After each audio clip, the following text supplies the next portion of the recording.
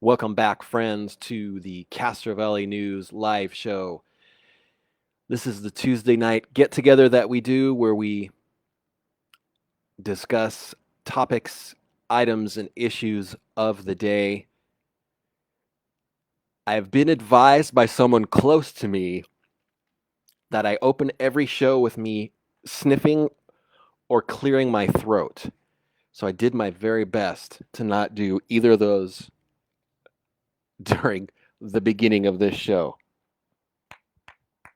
You will hear me snap my fingers because I'm getting the attention of my dog behind me, who is he's got this habit of licking his paws, and he's literally licking the fur off his paws. To me, it seems like it's kind of a nervous habit. Um, he's a sweetheart. So if you hear me snapping my fingers or saying stop, that's what's going on. Actually, I was told that at the end of last week's show, I was heard telling my dog to stop licking his feet, and I apologize for that. But it's something that he does a lot. We all have our nervous habits. Mine is the that you hear a few times during the show. Anyways, with that said, if you're not familiar with the show, this is audio only. There's no video. Kind of the concept is sort of a live talk show where we, like I said, we get you guys involved, more involved in the whole news process, and it's something that is fun that we do every Tuesday, 7 p.m. With that said, let me give you the let me grab my phone so if you do text or call, it will be nearby.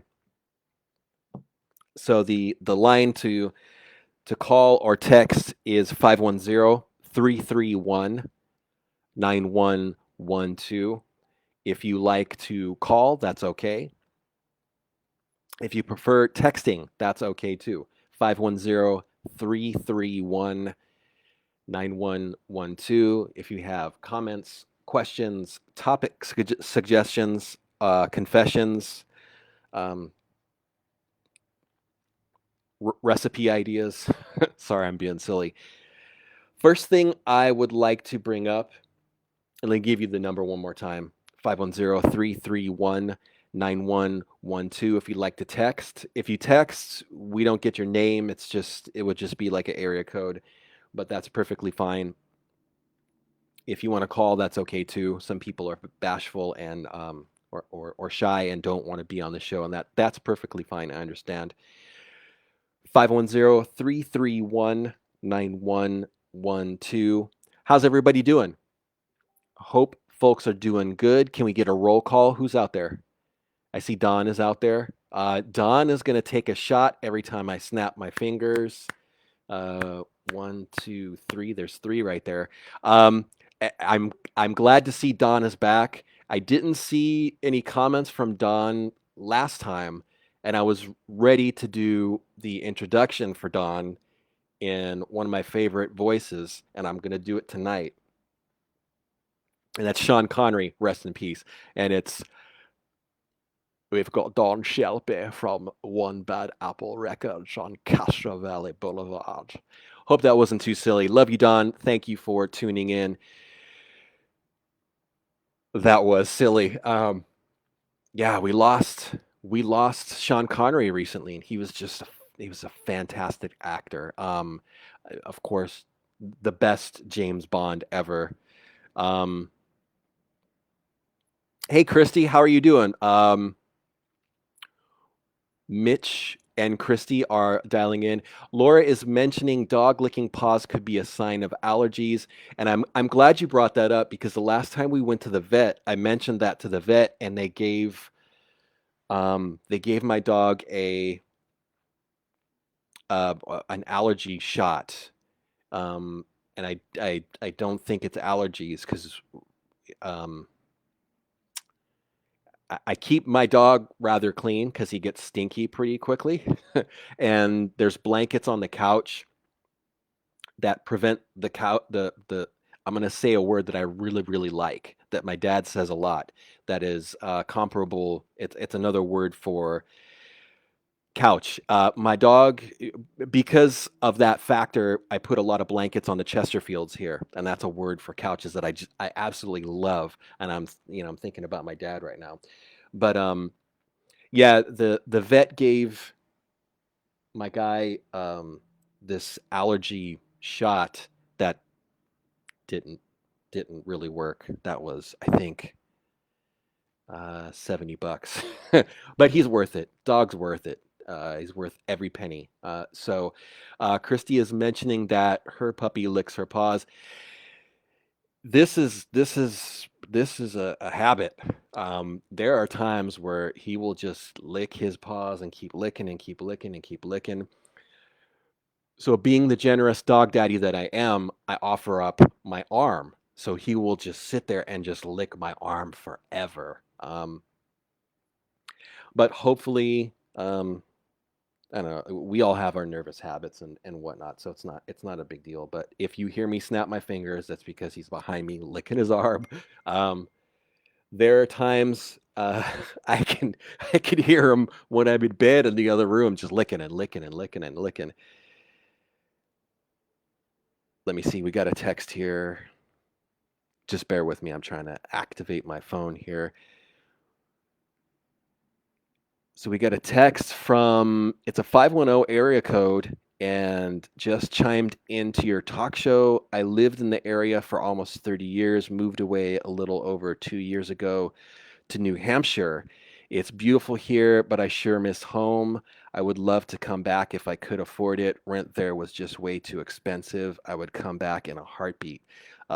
This is, yeah, you really can't beat the weather here in the Bay Area, especially today. I mean, can we just take a moment and rejoice in the amazing weather we had today?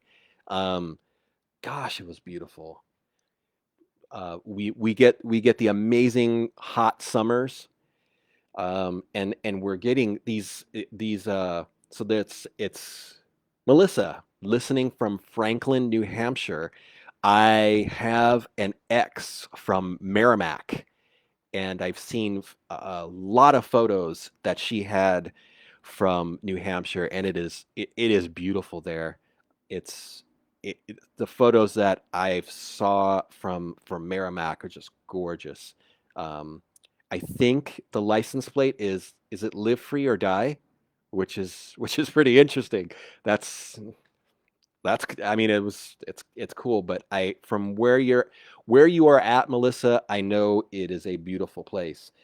But getting back to California and the Bay Area, we just have amazing weather.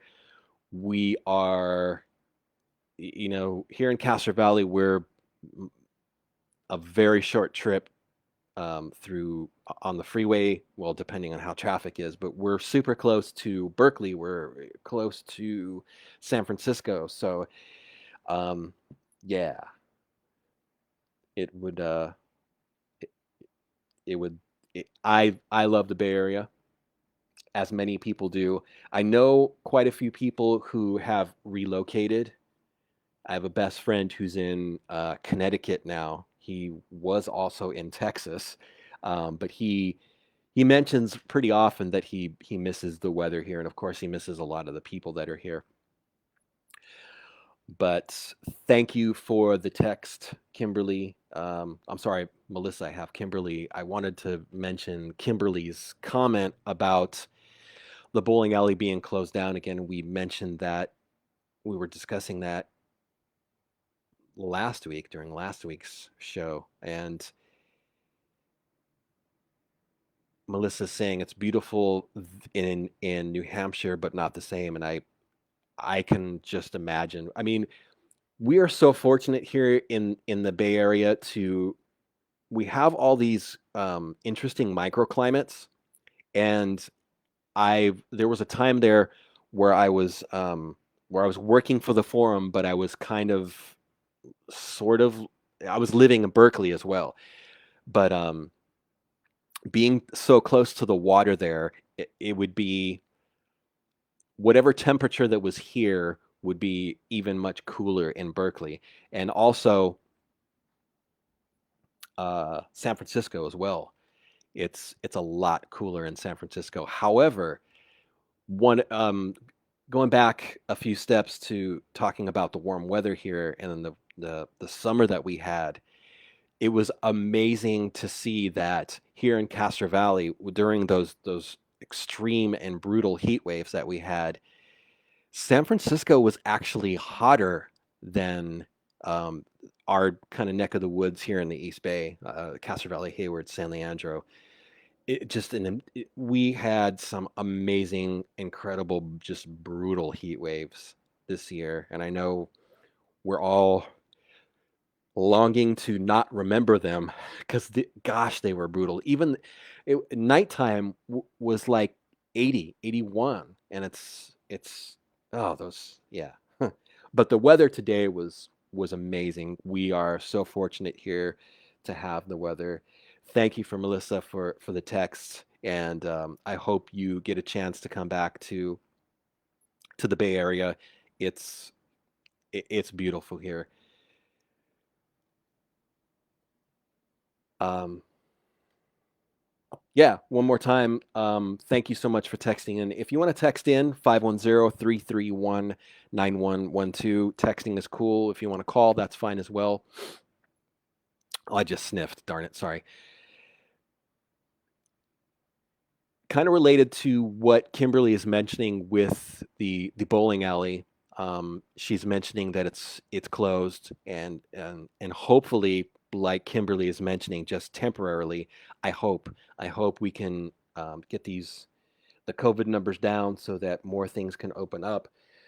But related to that topic, now more than ever, it's super important for us to shop local, and we've been doing a bunch of photos from businesses across town, merchants and business owners. And I know there's a lot of people want us to mention the names of the businesses in the posts, and I understand that. I think not mentioning it sparks a little bit more um, exposure and interest in the businesses. So we'll be doing those as often as we can to support our local businesses and local merchants during this. We're essentially um, so many businesses are the restaurants are back to outdoor dining only. I'm seeing JP's doing it again. I haven't seen Don Jose's. I think, unfortunately, what happened, and I was talking to a colleague who is in the industry of event planning and doing audio and organizing a lot of events. What had happened was when businesses were allowed to have the 25% indoor dining occupancy, a lot of these businesses that had canopies and the outdoor enclosures, they had them taken down because people were allowed back in to eat. So I'm hearing that there's an extreme and ridiculous shortage of these outdoor canopies and enclosures. So now it's looking like these restaurants, these eateries that are being forced to have people eat outside and do takeout, there's no canopies for them to accommodate this. So now that we're getting into cooler weather and the rain is coming back, it's just going to be another bump in the road for these businesses. So the best avenue of supporting the restaurants and eateries during this time might be just to do takeout to bring your orders home, and it's just such a difficult time for every business. I was talking to Milton at Milton's barbershop today because I went and took a photo of him to put up on the page, and he's just he's just got a smile and he's happy. Um, he's you know barbershops and hair salons are still being allowed to do their business inside, but we had a conversation about how it's just difficult for all these businesses. And right across the street is the Chabot Theater that, from what my understanding is, Paul Keim did a little video um, on social media in regards to the theater, and it looks like they are going to be closed through the end of the year and possibly into the first few months of maybe the of next year. So, and one more time, can't mention enough the gem in our downtown area. The Chabot really is. They have a website, Chabot dot I think com. You can just look them up, Chabot Theater. Their website will come up. You can still buy their movie packs. You can still buy gift cards. They have merchandise. They have, I think, tote bags and T-shirts with a super cool design. Do whatever you can to support that theater to get them through to the other side of this horrible situation that we're all in for these businesses. And Laura is mentioning you can purchase gift cards from local businesses to give them as holiday gifts. That's a beautiful idea. That's a perfect idea. I'm sure you can walk into any business and buy a gift card or a gift certificate for any time, and you will help these businesses immensely. I can't say that enough. Uh, and I have gone to a number of restaurants recently doing takeout, and uh, our businesses, our restaurants, our eateries, they're killing it. They're great. Um, Shout out to the guys and gals over at Southern Comfort Kitchen. Fantastic people, fantastic food. Um, Karen Johnson's Bakery. They're doing it's basically close to zero contact um, shopping at their front door. Great people, great food, great pastries and great sweets. Any business that you can support during this time, like Laura said, with a gift card or just doing a takeout order or just popping in and saying hello, I'm sure would help during this time. Can't say shop local enough. Um, I haven't seen a lot of the other restaurants doing outdoor stuff. I believe Norman's is still doing that stuff. It's still doing the outdoor dining. Ah, it's tough. Um, yeah, it's I'm just trying to put to words the as a small business owner, it's tough to see these other merchants struggling and just trying to keep going at this time. Uh, I do have a list here, and I'm trying to bring up a couple topics. What are you guys doing for the holidays? Hopefully, I know I'm hearing on the radio, and I'm seeing a lot of stories about a lot of people are doing traveling, which I hope is going to be safe for people. Kimberly's mentioning amazing food from Southern Comfort Kitchen. She loves that place. I love the owners, the Brill brothers. They're from Castro Valley. They're originally from New Orleans. So they know what they're doing. And I probably said that wrong. I have a friend, Ted, who was originally from New Orleans, came to California, moved back to be with his family, and I believe it. You're supposed to say New Orleans. There you go, New Orleans. Um, Going back to Melissa in New Hampshire, I have seen lots of stuff from New Orleans, and that is just a beautiful, magical, amazing place. Hopefully, when all this stuff is over, maybe I could take a little getaway to New Orleans and see my buddy.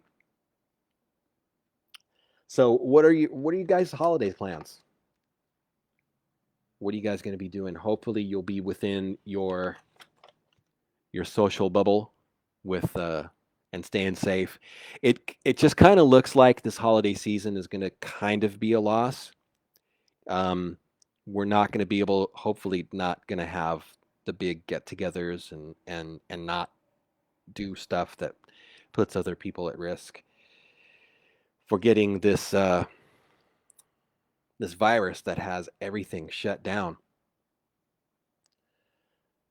So nobody wants. Don's holiday plans are Netflix. Uh, that makes sense to me. That's cool. Um,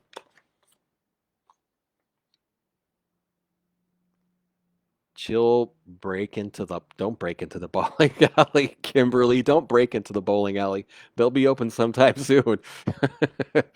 Yeah.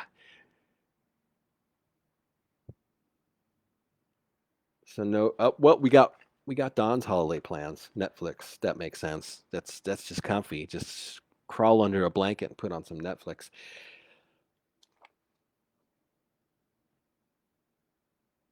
I don't want to harp on this, but I do want to definitely mention this one more time. Castro Valley News is a business. We are trying to have an income that will sustain us so that we can continue doing what we do.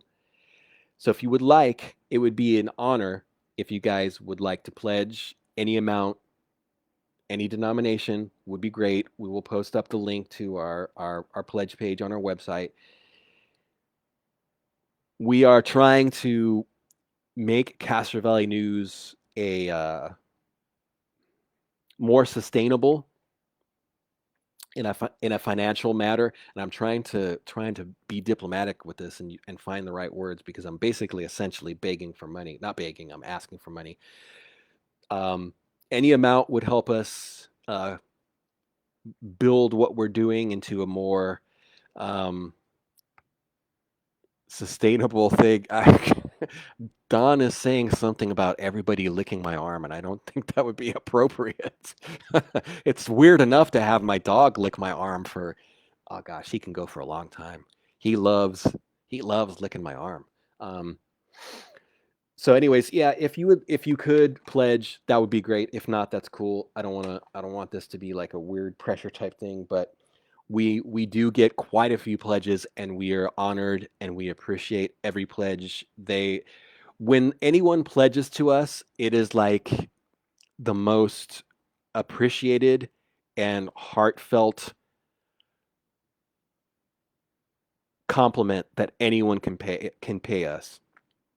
We appreciate it a great deal, and we've had some pledges recently that are just, I mean, whoppers that are just like jaw dropping that people would step up and do a big amount like that, and we are truly honored. If you don't know already, you can probably tell we absolutely love our community, and just like uh, KQED and NPR does, we are we are community supported through advertisements and to help us continue and bring in more for us to continue what we're doing. We have the pledge page. So I'm at a loss for words for that. So if you want to pledge, that would be great. We would love you. If you don't pledge, we still love you. It's okay. Um, Laura is a registered nurse. COVID numbers are up. Please stay home and don't have large gatherings. This virus is no joke. And I know, just like talking about politics, discussing COVID is kind of a conversation third rail because it's kind of a polarizing thing. Uh, I, I don't want to tell people what to do. Do what's right for you and stay safe and help other people be safe as well. Let me share something with you that just happened this evening. So I was out walking my dog Um, and maybe I would ask you to see what you would do in this situation. Someone's running by me without a mask, and it's a purpose. It seems like it's a purposeful thing that this person just runs right by me, and my dog is sniffing something, so I don't want to yank him away. What is your reaction if someone is running by you without a mask? Do you say something? Do you let it go? Do you be the better person? And bear in mind, I'm wearing a mask, so I'm doing what I can to make sure that this person doesn't get whatever I have, if I have it. But person is running by me, and it's not like I'm gonna walk my dog into the street to avoid this person running by me without a mask. And this person is breathing heavy. I don't know if he's spitting or what. What would you do? Would you say something? Would you not? And it's interesting because I've been at Safeway a couple times where there's been people without masks, and I've kind of I've lurked to see. And number one, before I started lurking to see other people's reactions, I immediately kind of got away from this person. Nobody said anything to this person, and I walked away. But anyways, what's your reaction if you're near somebody without a mask and they're running? Do you say something? Do you not say anything? You're gonna hear me snap my fingers, so hang on. Okay, sorry guys. Um, yeah. So I I did say something. I suggested that he wear a mask. So that was my reaction. But then again, one more time, you can text in 510-331-9112. Do you react? Do you not react when you see someone near you in public not wearing a mask? Do you not care about masks? Anyways, Don is saying he would shake his head in dismay, and I kind of shook my head in dismay as well.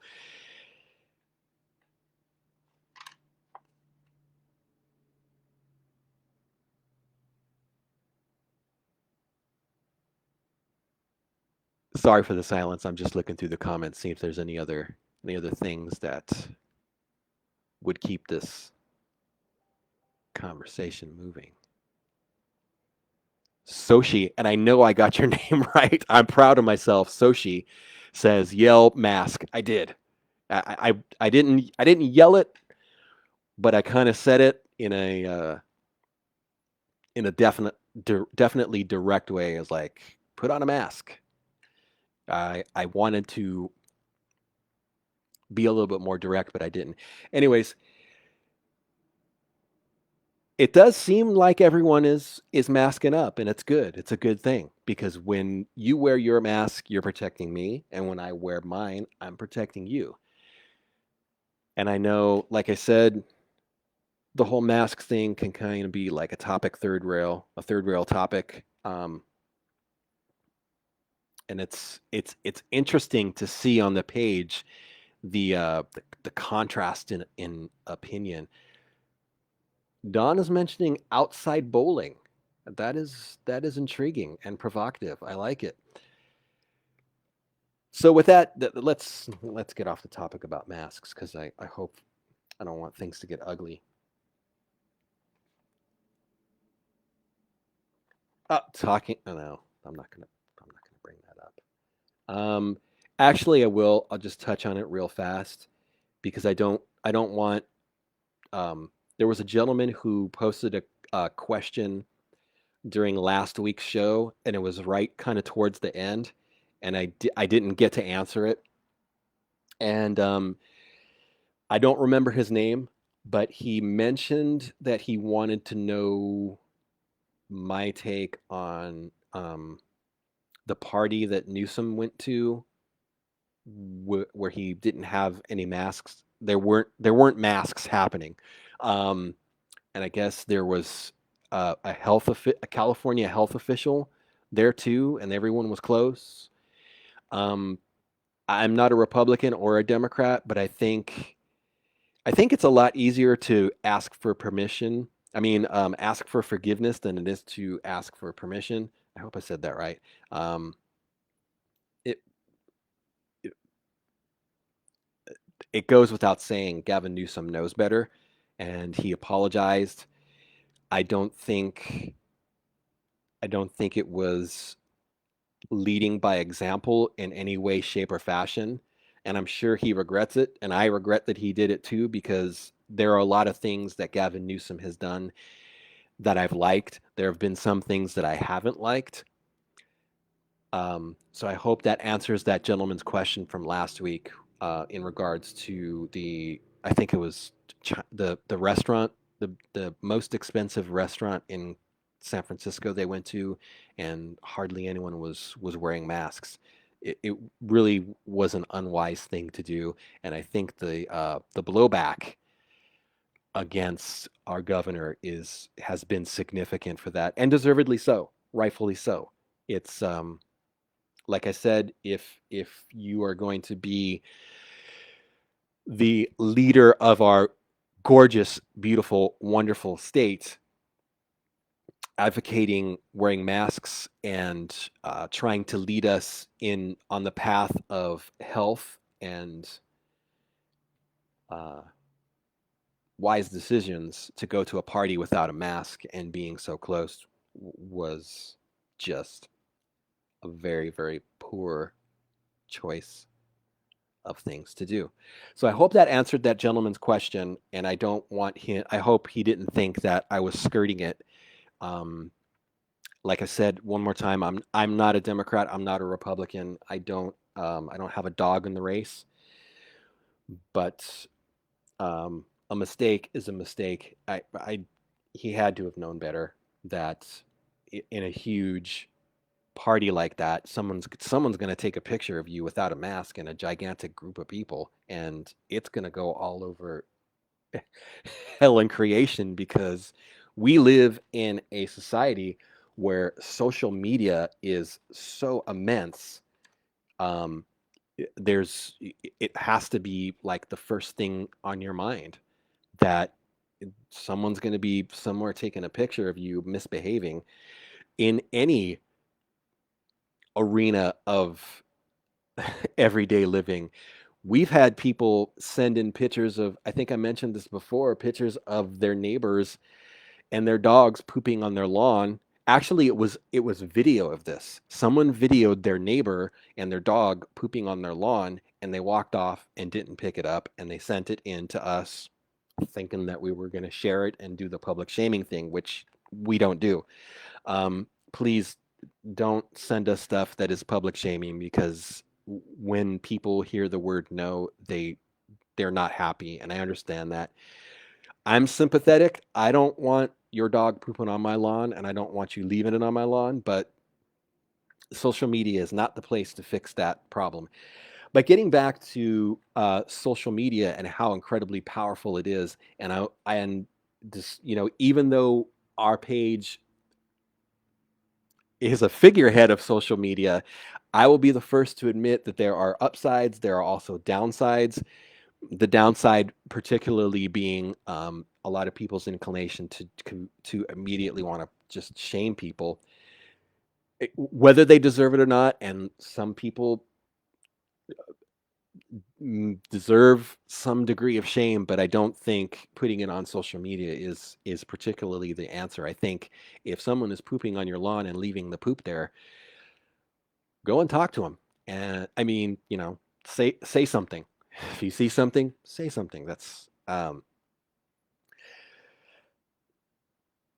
Anyways, the topic that was brought up is, how has media and news evolved with the advent and popularity of social media?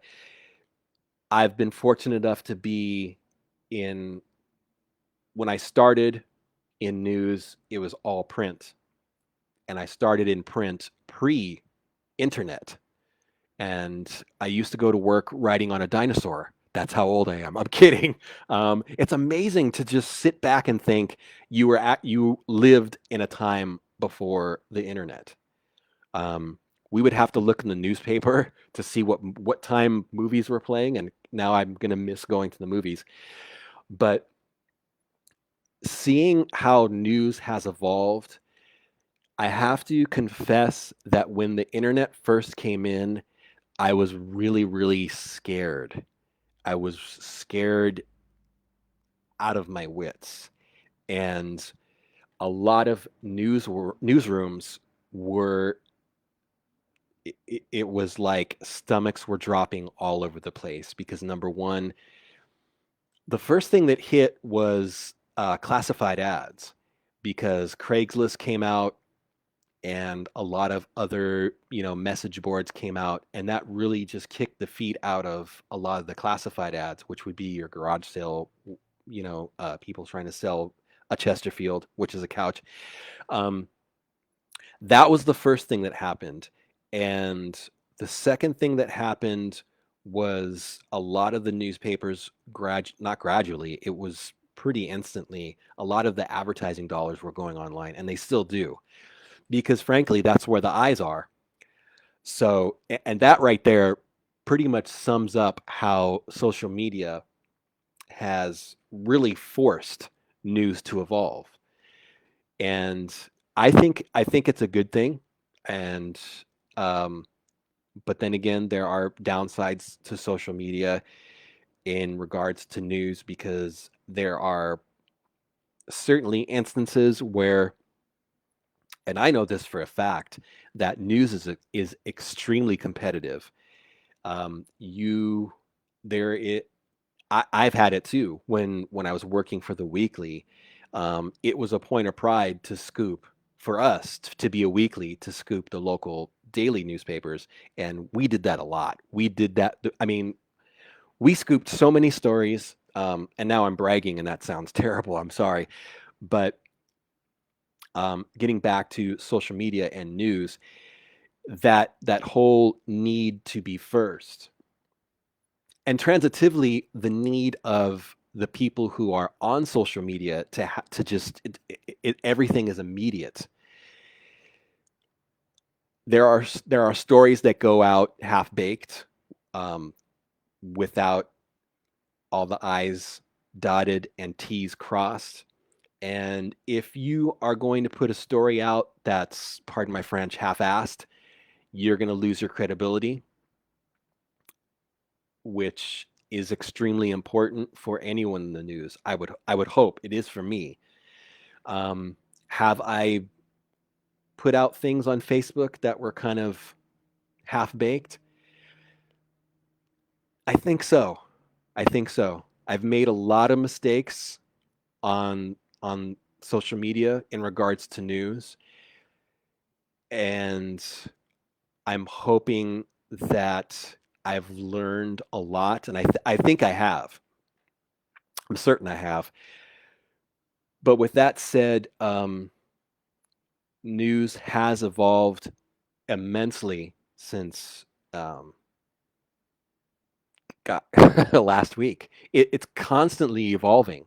There are so many things that, as a reporter, need to be in my toolkit that I would have never thought of before.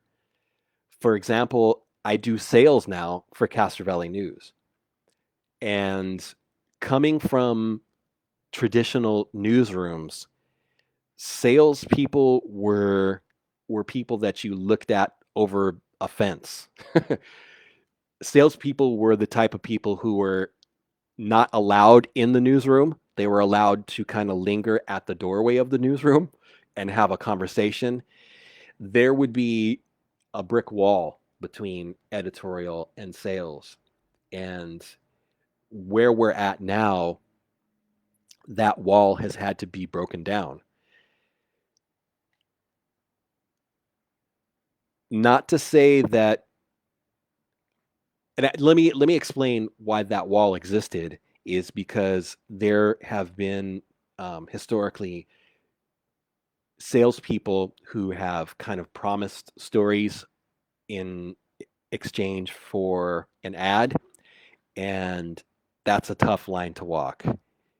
And it needs to be there needs to continuously be a huge separation between that, because if you're doing advertorials, and we do ads on our page, but we let you know that it's a paid partnership with this person, that person, or this business or that business.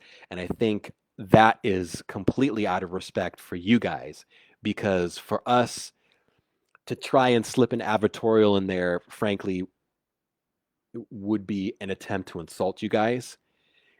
I don't think it would be fair or right to do something like that. So anyways, I'm completely blathering about news and all that, but there needs to definitely be a continued separation between editorial and advertising. But with that said, like I mentioned, I am now the salesperson and the editor. So maintaining that differentiation, or that boundary, it isn't tough, because like I said, I definitely know between the two. But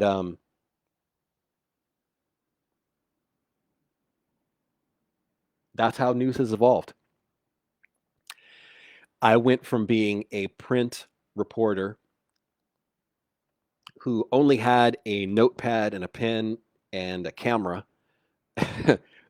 a good camera that I bought myself, um, to evolving into someone who now does sales, which was a huge, huge, huge leap.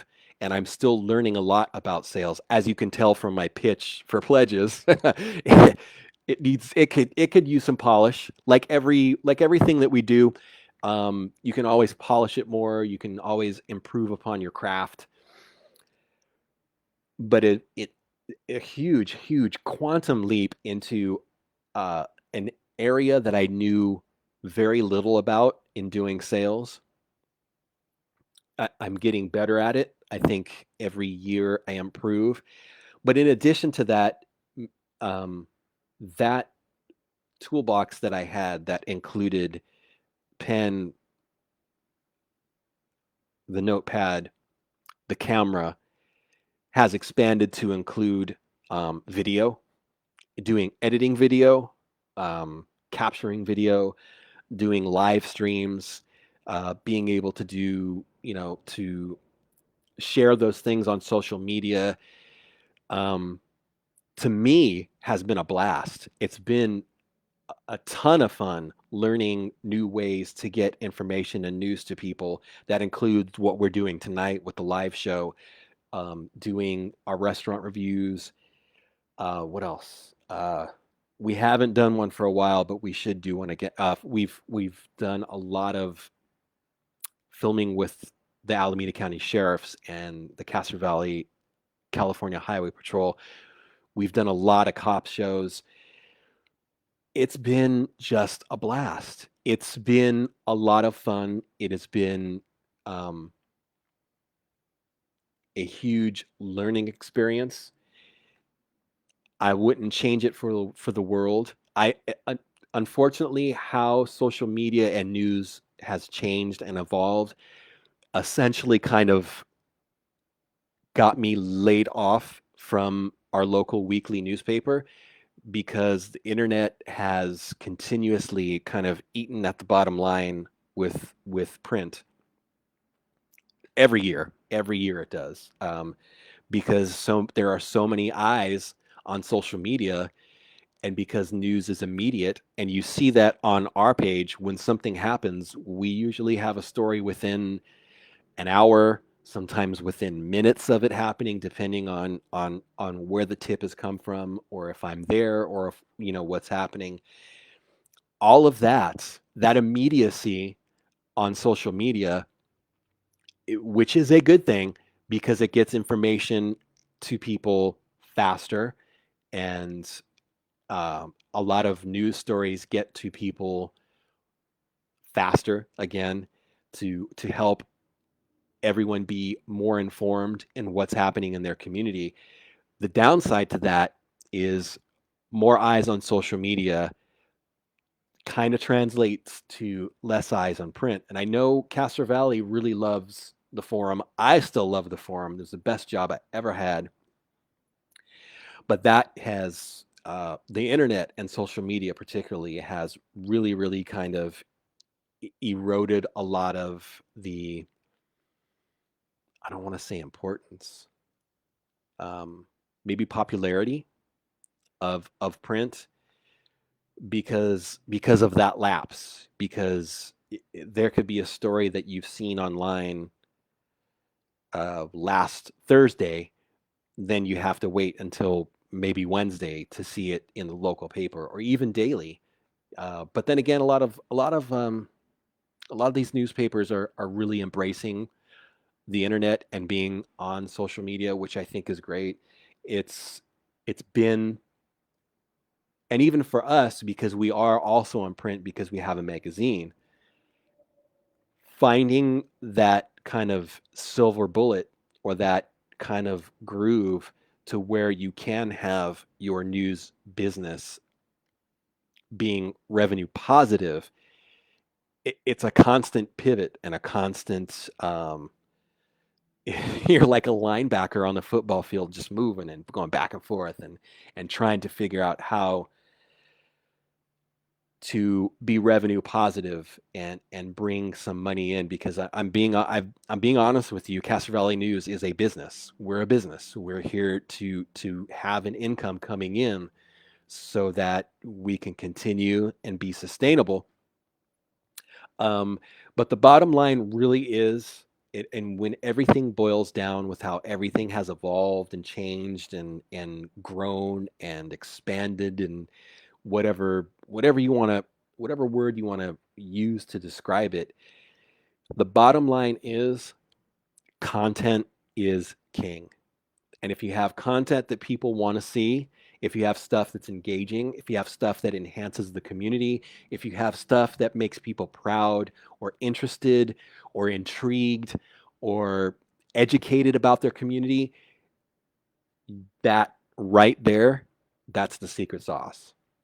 Um, we had it with the forum for a lot of years. We have it with Castro Valley now, Castro Valley News now. We've had that with Castro Valley News for a lot of years. Content is king. If you, like I said, if you have stuff that people want to look at, that's going to attract eyes and make people more intelligent and more engaged and more in tune with their community. And that really is the role of news, to inform, to entertain to some degree, and engage. I think I said inform already. Um, Anything that we can do to make you better and make our community better, that's what we do. That's what news should be. It should be improvement and engagement, and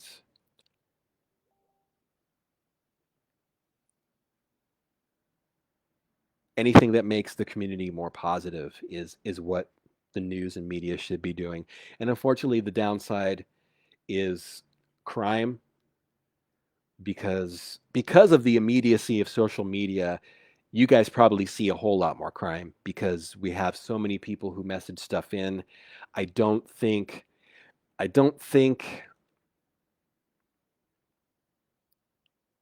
and I know when a lot of the crime stories go out, there's a lot of people who say this stuff never happened in Castro Valley before.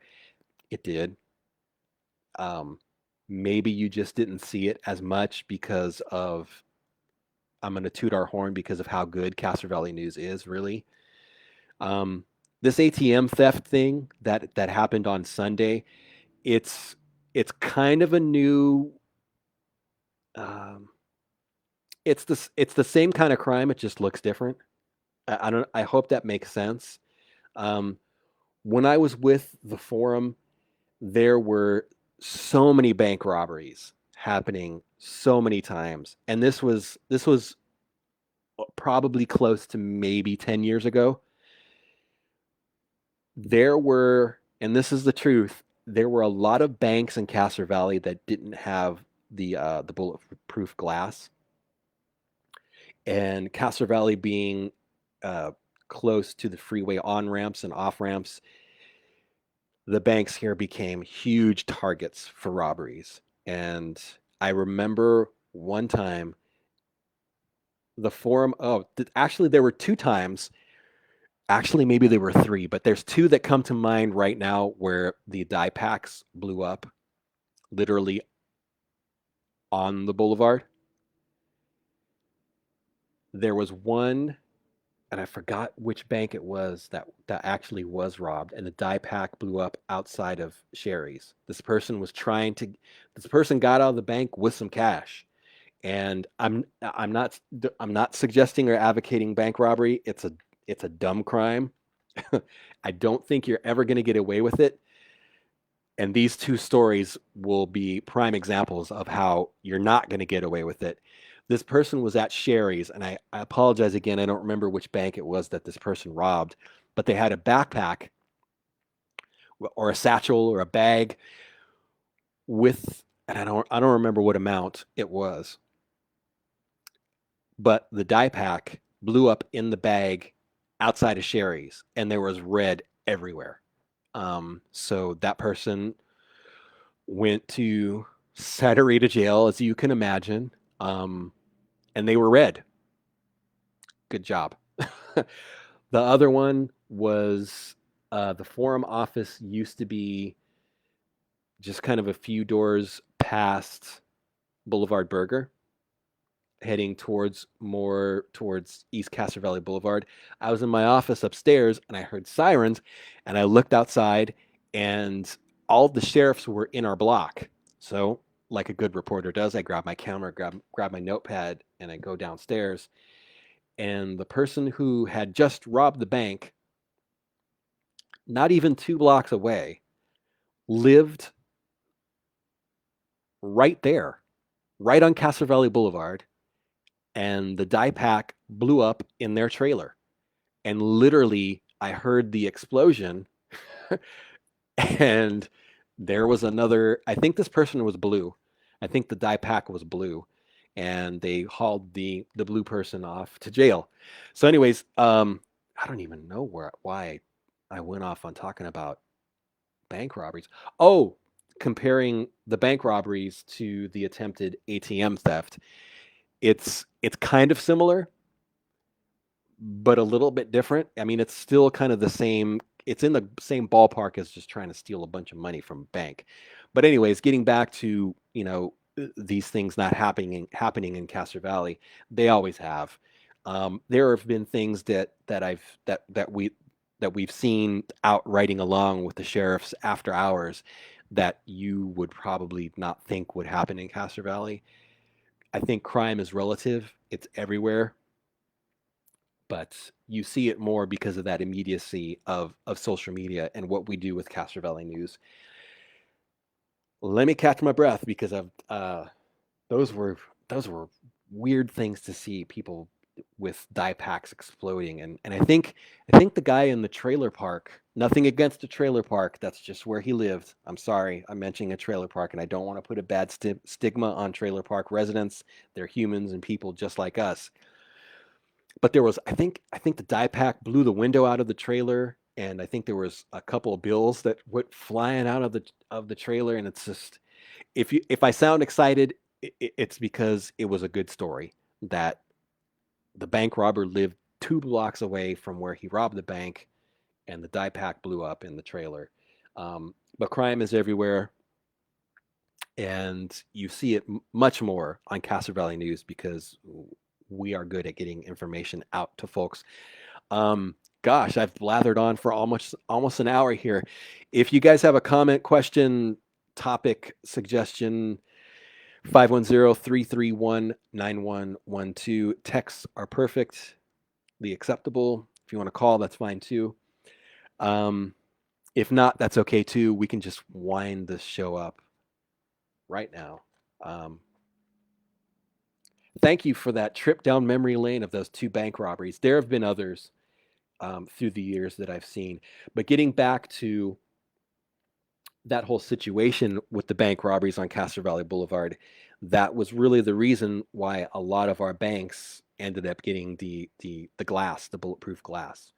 I think from what I recall, the sheriffs were really advocating that to a lot of the bank managers, and thank goodness they did that, because right after those glass, the bulletproof glass partitions went up, the bank robbery stopped, and there were a lot there. I think there were like 5 or 6 that happened within just a couple months. And like I said, as soon as the bulletproof glass went up in the banks, they stopped. The bank robbery stopped. Not to say that they don't happen anymore, but anyways, yeah, friends, shop local as much as you can. A lot of the business owners in Castro Valley are our neighbors, so you're really helping your neighbors when you shop local in many ways. Also, we posted the link to the pledge page on our website. If you would like to do that, we'd love for you to support us in any way that you can. If you can donate $1, that's fine. If you can donate 5, that's even better. If you want to send us an email or a message saying thank you for what you do, that's appreciated as well. We love you guys. We love our community. We love what we do with Castro Valley News. Thank you, everyone who tuned in. Thank you, Melissa, for texting. Thank you, Dawn, for suggesting that Castro Valley lick my nose. I mean, lick my nose, lick my arm. Sorry, been blathering too long. Thanks again, guys. We will be back here next Tuesday at 7 p.m. I will not begin the show with sniffing or clearing my throat. You might hear me snapping my finger, but one more thanks to everyone. You guys are great. Stay safe. I hope you have a wonderful Thanksgiving, a wonderful and healthy, joyous Thanksgiving. Laura is saying happy Thanksgiving, everyone. Be safe. I couldn't agree with that more. And as always, when the going gets weird, the weird turn pro. Thanks, guys. Stay safe. Have a great evening.